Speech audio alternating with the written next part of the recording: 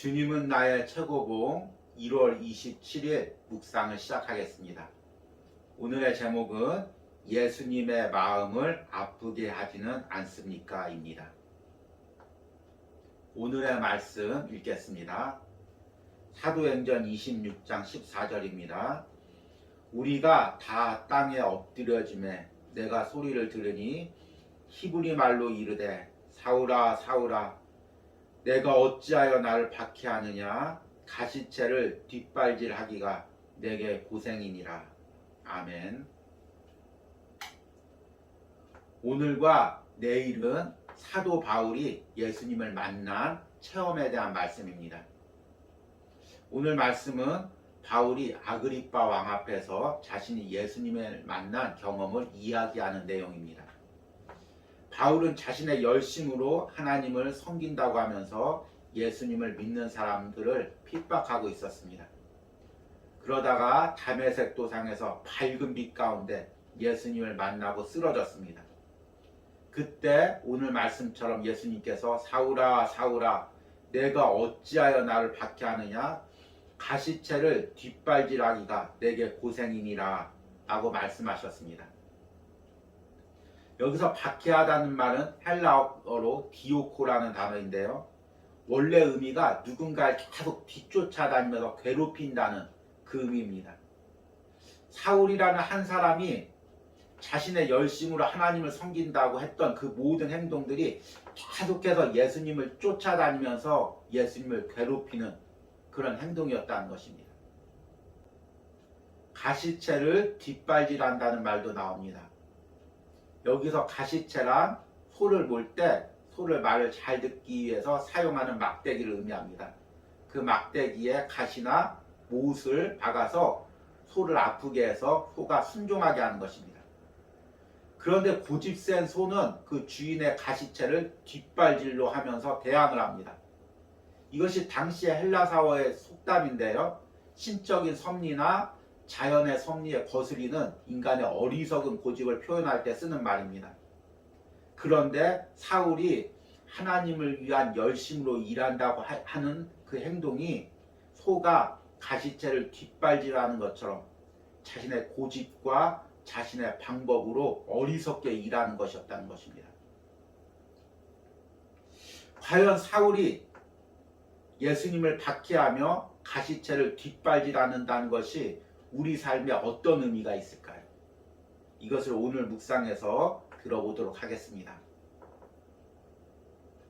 오늘의 묵상입니다. 하나님을 위한다고 하면서 내 고집스러운 방법을 주장하지 않습니까? 성령과 불세례를 경험하기까지는 이 덫으로부터 결코 자유로울 수 없습니다.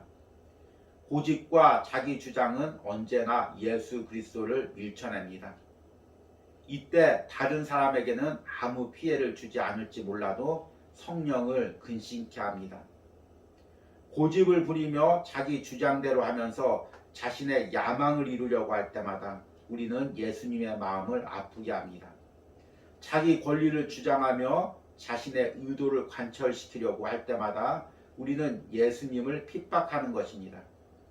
자기 존중을 주장할 때마다 우리는 체계적으로 주의 성령을 힘들게 하는 것입니다.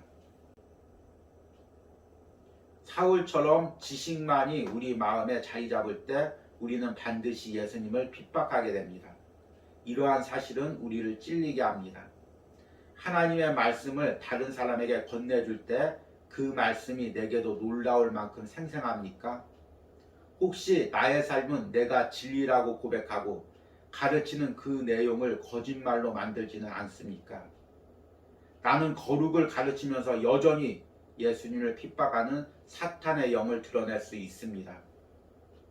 예수님의 영은 오직 한 가지만 의식합니다. 곧 아버지 하나님과의 완전한 하나됨입니다. 주님께서는 나는 마음이 온유하고 겸손하니 나의 멍에를 메고 내게 배우라 고 말씀하십니다. 내가 하는 모든 일들은 오직 주님과 완전한 하나됨의 바탕을 두어야 합니다. 자신의 의지로 스스로 거룩해지려는 자세를 버리십시오. 이는 다른 사람들에게 짓밟히고 우습게 여기며 무시당할 수 있다는 뜻입니다. 그러나 오직 예수님께 순복한다면 우리는 예수님께서 핍박받으시는 것을 막는 것입니다.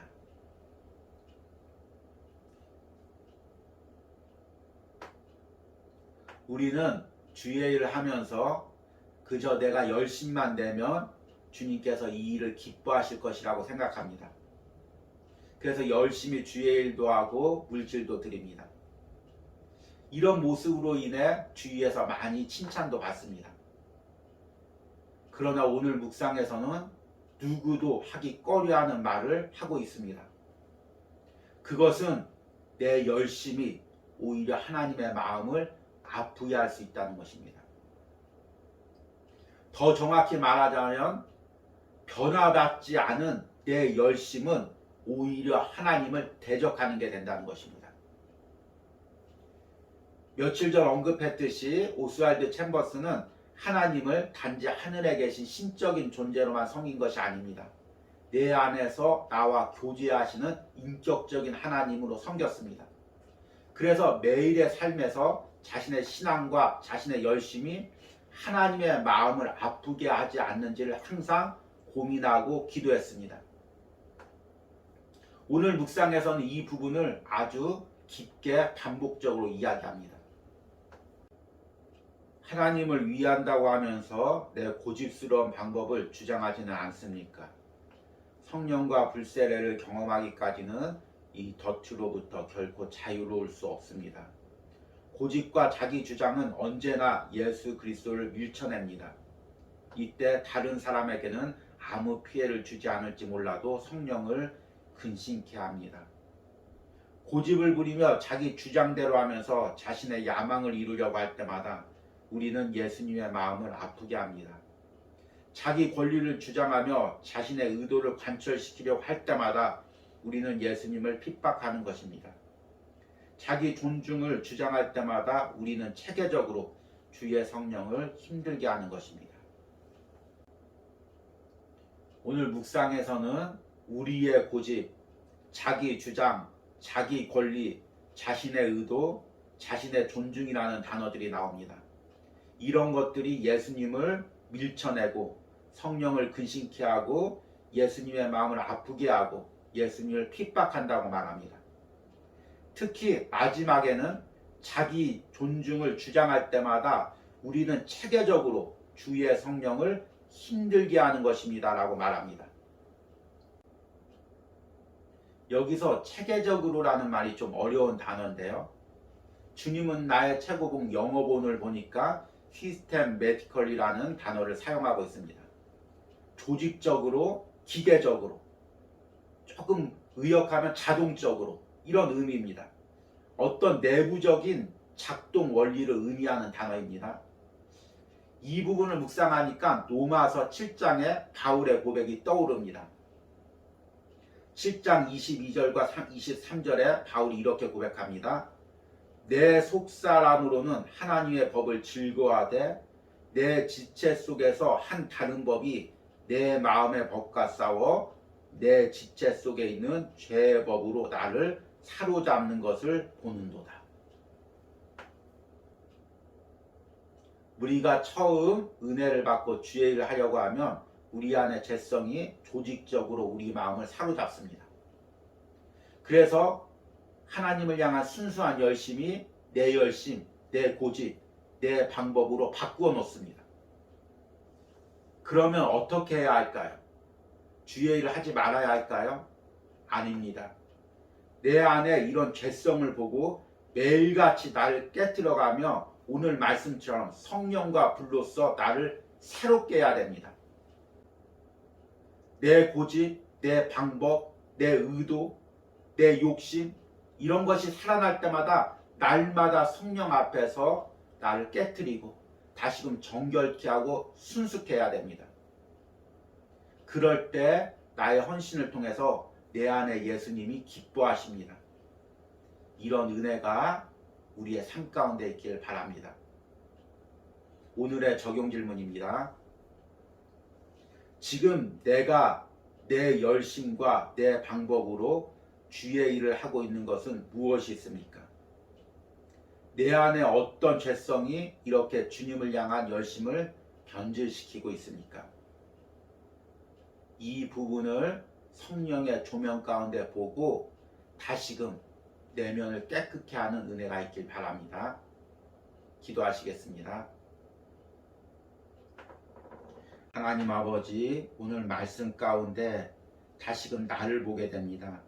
내 열심을 보게 됩니다.